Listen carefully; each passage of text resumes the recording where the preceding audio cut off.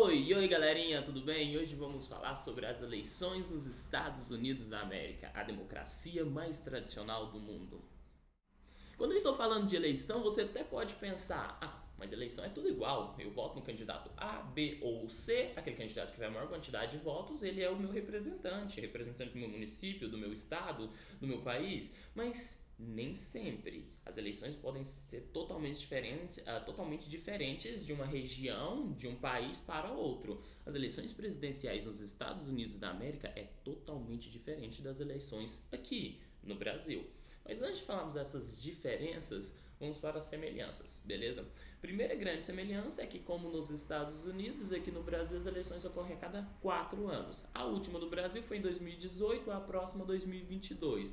Nos Estados Unidos, a última foi em 2016, a próxima 2020, ou seja, esse ano. Outra semelhança é que cada pessoa, cada candidato, cada político tem no máximo 2 mandatos consecutivos. Ou seja, eu posso me candidatar esse ano nos Estados Unidos, vencer a eleição em 2020 e tenho direito também a participar desse processo eleitoral em 2024, somente 2 vezes. Beleza? Essas são as grandes semelhanças, porque a partir de agora só vamos ter diferenças.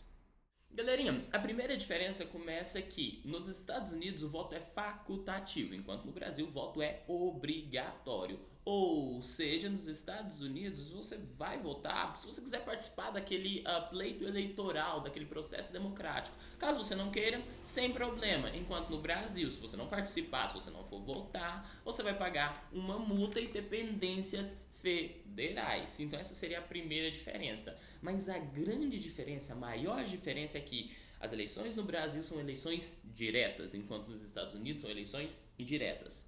Ok, mas qual a diferença? Tá, no Brasil aquele candidato que tiver a maior quantidade de votos é o presidente da república. Simples, ponto final.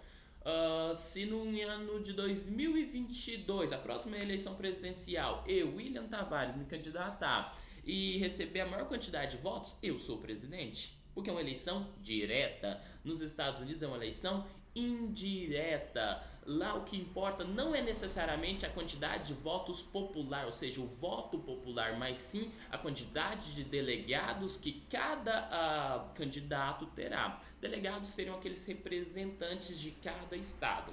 Tá, vamos lá agora. São 538 delegados. Quem tiver a maior quantidade de delegados será o presidente dos Estados Unidos. São 538 delegados divididos por todos os estados dos Estados Unidos.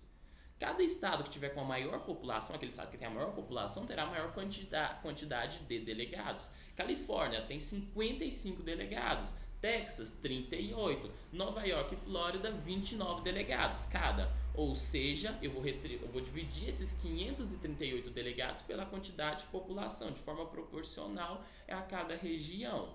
Ou seja, é um voto indireto. Lá, quem ganhar em determinado estado, vamos supor que o candidato A ganhe na Califórnia, ele vai receber todos os 55 delegados. É aquele ditado que eles falam, o vencedor leva tudo. Você venceu em determinado estado, você vai levar todos os delegados, você vai ganhar 55 delegados. E quem atingir um número mágico, que eles chamam de 270, é o presidente dos Estados Unidos.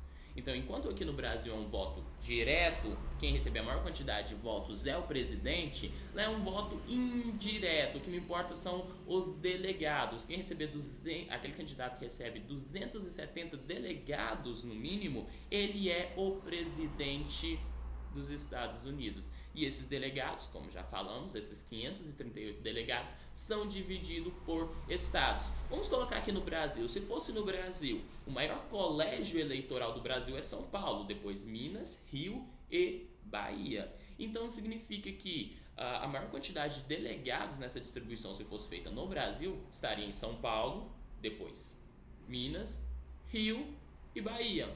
Vamos imaginar que o candidato A vença em São Paulo, ele iria receber todos os delegados deste estado, todos os delegados de São Paulo. Ele perdeu em Minas, então seu rival vai receber todos os candidatos, todos esses delegados em Minas. Mas ele vai ganhar em Rio e São Paulo, então ele recebe todos os delegados desses estados.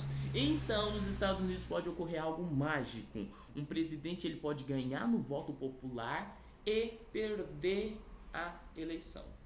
Algo que é impossível no Brasil, porque no Brasil ganha aquele que ganha no voto popular. Nos Estados Unidos, não.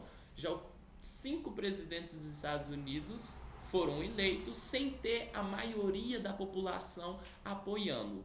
E 2 ocorreram nesse século. No ano de 2000, quando George W. Bush foi eleito, ele perdeu no voto popular por mais de 500 mil votos. No ano de 2016, quando Donald Trump, o atual presidente dos Estados Unidos, foi eleito, ele perdeu por quase 3 milhões de votos da democrata Hillary Clinton. Desculpem. Ou seja, ele perdeu por quase 3 milhões de votos. Mesmo assim, ele foi eleito presidente dos Estados Unidos, porque ele ganhou nos votos dos delegados, beleza? Naqueles estados chaves. Galerinha, fechamos. Depois vamos ter mais um vídeo sobre eleições nos Estados Unidos. Tchau, obrigado!